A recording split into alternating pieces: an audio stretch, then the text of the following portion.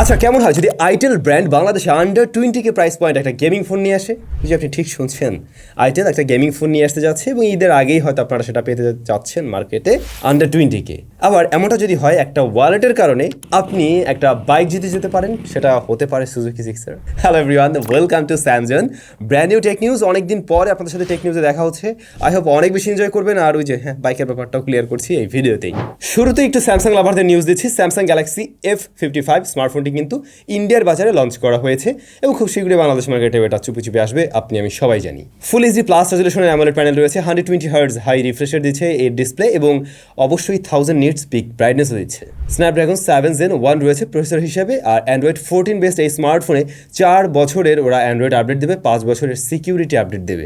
এইটা খুবই ভালো লাগে স্যামসাংয়ের ফোনে অ্যাটলিস্ট। মানে ওরা এখন বাজেট ফ্রেন্ডলি বা এই যে মিড রেঞ্জের স্মার্টফোনগুলোতেও কিন্তু আপডেটের ব্যাপারগুলো খুব ভালোভাবে এনশিওর করছে। 50 মেগাপিক্সেলের মেইন, 8 মেগাপিক্সেল আলট্রা ওয়াইড, 2 মেগাপিক্সেলের মনে হয় ম্যাক্রো শুটার আছে একটা, আর ফ্রন্ট ফেসিং ক্যামেরা 50 মেগাপিক্সেলের। এই জিনিসটা কিন্তু ইদানিং অনেক ফোনে আমরা লক্ষ্য করছি। ইভেন গতকালকে হয়তো আপনারা দেখছিলেন কেমন 30 এই ডিভাইসও আমরা ফ্রন্ট ফেসিং ক্যামেরায় 50 পেয়েছিলাম।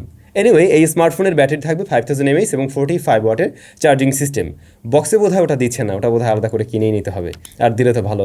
এই জায়গাটা আমি শিওর না আর কি। তো ইন্ডিয়ার রুপির ক্ষেত্রে এর দাম 8/128GB ভ্যারিয়েন্টের 26,999 রুপি আর কি। বাংলাদেশে টাকা কনভার্ট করলে কেমন হয় নিজেই জানেন। বাংলাদেশে আনঅফিশিয়ালভাবে আসলে আমার মনে হয় 38-35 এর আশেপাশ দিয়ে হলেও হইতে পারে, দেখা যাক কি হয়।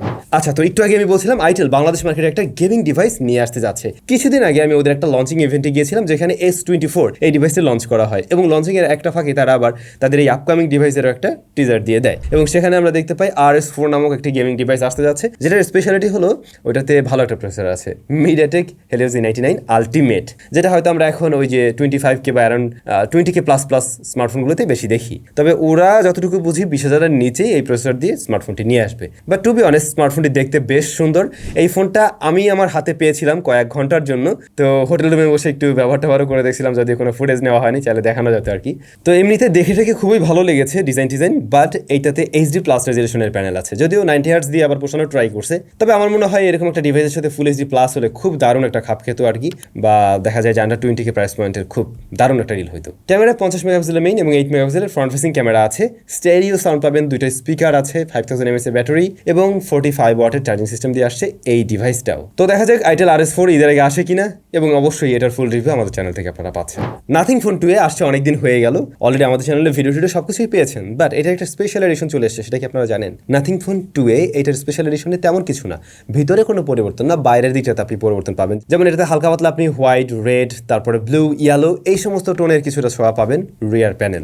আগামী 3 তারিখ জুন মাসের 3 তারিখ রিয়েলমি বাংলাদেশে আরেকটি নতুন ডিভাইস লঞ্চ করতে যাচ্ছে, সি সিরিজের। হয়তো ঈদ উপলক্ষে বা ঈদকে সামনে রেখে তারা এই ডিভাইস নিয়ে আসতে যাচ্ছে। তো রিয়েলমি C63 এই ডিভাইসটাতে অলমোস্ট বলতে পারেন প্রিভিয়াস জেনারেশনের মতোই ওরকম কিছু নিয়ে আসছে, যদিও ডিজাইনটা একটু আলাদা, রিয়ারে লেদার ব্যাগ, দেখতে সুন্দর লাগছে আর কি, ভালো লাগছে দেখে আর কি।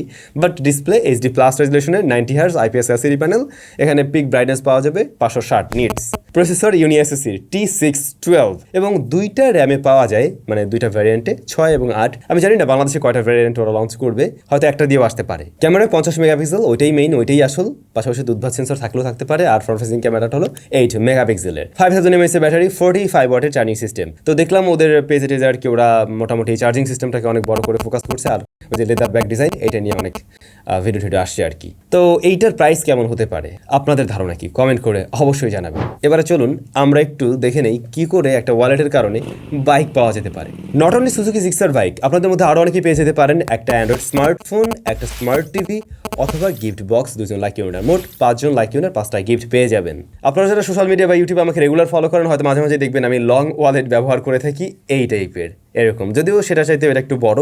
এটার মাঝে ভাই একসাথে 2টা মোবাইল ফোন ক্যারি করা যায়, রেগুলার প্রয়োজনীয় কাগজপত্র শুরু করে টাকার একটা মানে 1 লাখের একটা বান্ডিল সব কিছুই নিয়ে ক্যারি করা যায়। মূলত হাতিম লেদার এই ক্যাম্পেইনটা নিয়ে এসছে, তাদের থেকে এরকম একটা লং ওয়ালেট কিনলে আপনি সাথে একটা কুপন পেয়ে যাবেন এবং ওই কুপনের মাধ্যমে লাকি উইনারকে বেছে নেওয়া হবে, মোট 5জন লাকি উইনারকে। ওদের এই লং ওয়ালেটের রেগুলার প্রাইস 2299 টাকা, যা রাইট নাও অফার প্রাইসে রয়েছে 1399 টাকায়। কোয়ালিটির বেলায় বলতে গেলে এটার ভিতরে বাইরে সব জায়গায় ওরা লেদার ব্যবহার করেছে এবং আমরা একটু লাইটার দিয়ে জ্বালিয়ে দেখারও ট্রাই করছিলাম, না তাতে করে সমস্যা হয়নি। আর এই ওয়ালেটের সাথে ওরা দিচ্ছে 2 বছরের গ্যারান্টি এবং গ্যারান্টি কার্ড ভিতরেই দেওয়া আছে। ভিডিও ডেসক্রিপশনে এই প্রোডাক্টের পার্চেস লিঙ্ক দেওয়া থাকলো, যদি কারো ভালো লাগে সেখান থেকে দেখতে পারেন। আর বিস্তারিত সবকিছু সেখানে মেনশন করা আছে। পাশাপাশি ওদের ওয়েবসাইটে দেখলাম আরও ইন্টারেস্টিং অনেক লেদারের প্রোডাক্ট রয়েছে, সেগুলো চাইলেও আপনারা দেখতে পারেন। অলরাইট, ফিরে আসলাম টেক নিউজে এবং শুরুতেই খুবই ইন্টারেস্টিং একটা দারুণ নিউজ দিচ্ছি। ফাইনালি টিএসএমসিতে বিল্ড হতে যাচ্ছে টেন্সর Z5। গুগলের যে টেন্সর সেটা ফাইনালি টিএসএমসি বিল্ড করতে যাচ্ছে এবং এবারে আপনি আশা রাখতেই পারেন, কারণ হলো কি এর আগে যে ওদের প্রসেসরগুলো ছিল বা চিপগুলো ছিল সবগুলোই কিন্তু স্যামসাং বিল্ড করছে এবং এক্সিনোসের মতো এইগুলো গরম হতো, যে কারণে পার্সোনালি আমার পিক্সেলের ফোন মানে ওই জায়গায় এসে আর ভালো লাগতো না। তো এবারে ফাইনালি আশা করা যায় যে ওরা যদি Z5টা তৈরি করে তাহলে আর ওই ধরনের সমস্যা থাকবে না। যতটুকু আশা করা যায় 10 সিরিজ থেকে এই প্রসেসর আমরা ব্যবহার হতে দেখব। ফোল্ডেবল জগতে মটোরোলার রাজত্ব অনেক আগে থেকেই এবং মটোরোলার সুনামও অনেক বেশি। মটোরেজার তো মটোরেজার 50 আলট্রা এই ডিভাইসটাতে কিন্তু স্পেশাল অনেক কিছুই আছে, যেমন ধরুন মেইন ফোল্ডেবল যে স্ক্রিন এটা ওলেড প্যানেল, যদিও ফুল এইচডি প্লাস রেজলিউশনের 120 hertz high refresh rate offer করছে এই ডিসপ্লেটা। আর কভার যে স্ক্রিন এটা হচ্ছে 4 ইঞ্চ সাইজের। এবারে প্রসেসরটা কিন্তু ভালো আছে, 8 Gen 3 রয়েছে এখানে, একদম ফ্ল্যাগশিপ প্রসেসরটাই থাকছে। ব্যাটারিটা একটু সাইজে ছোট, 4000 mAh, তবে ক্যামেরা বেশ ভালো। ক্যামেরা সেটআপে দুইটাই মানে রিয়ারের দুইটাই হচ্ছে গিয়ে 50-50 করে এবং front facing camera 32 megapixel. Vivo Bangladesh মার্কেটে ওয়াই সিরিজের একটি নতুন ডিভাইস লঞ্চ করে দিল, ভিভো Y18 এর প্রসেসরটা মোটামুটি ওকে, Z85 15,000 টাকা বা 16,000 টাকা প্রাইস পয়েন্টে অনেক ফোনে আমরা ব্যবহার হতে দেখেছি, যদি এটা একটু পুরাতন প্রসেসরই হয়ে যায়, আর একটু লেটেস্ট আর একটু ভালো কিছু হলে অবশ্যই ভালো হইতো। আর এটাতে এইচডি প্লাস রেজলিউশনের প্যানেল আছে, তবে ভাই ওই ওয়াটার ড্রপ মাউস দিয়ে রাখছে, মানে এই জিনিসটা আসলে কোন আক্কেলে ওরা এখনো দেয় আমি জানি না, এই আর কি। 50 মেগাপিক্সেলের মনে হয় মেইন শুটার আছে। যাই হোক, এটার ফুল রিভিউ ফুল ভিডিও আমাদের চ্যানেলে দেওয়া আছে, আপনার চ্যানেলে দেখে নিতে পারেন। হয় এটার আগে গেছে, নাহলে এটার পরে আসবে, একটু দেখে নিতে পারেন যদি কেউ ওটার সম্বন্ধে জানতে চান। বাই দ্য ওয়ে, আগামীকাল যেহেতু রবিবার আজকের পর্ব থাকবে, সুতরাং আপনার জানতে চাওয়ার প্রশ্নগুলো ঝটপট করে ফেলুন এই ভিডিওতে। তো ভাই ব্রাদার, এই ছিল আজকে টেক নিউজ। সবাই অনেক বেশি ভালো থাকবেন, সুস্থ থাকবেন। আপনাদের সাথে অবশ্যই দেখা হচ্ছে স্যামজনের ব্র্যান্ড নিউ ভিডিওতে।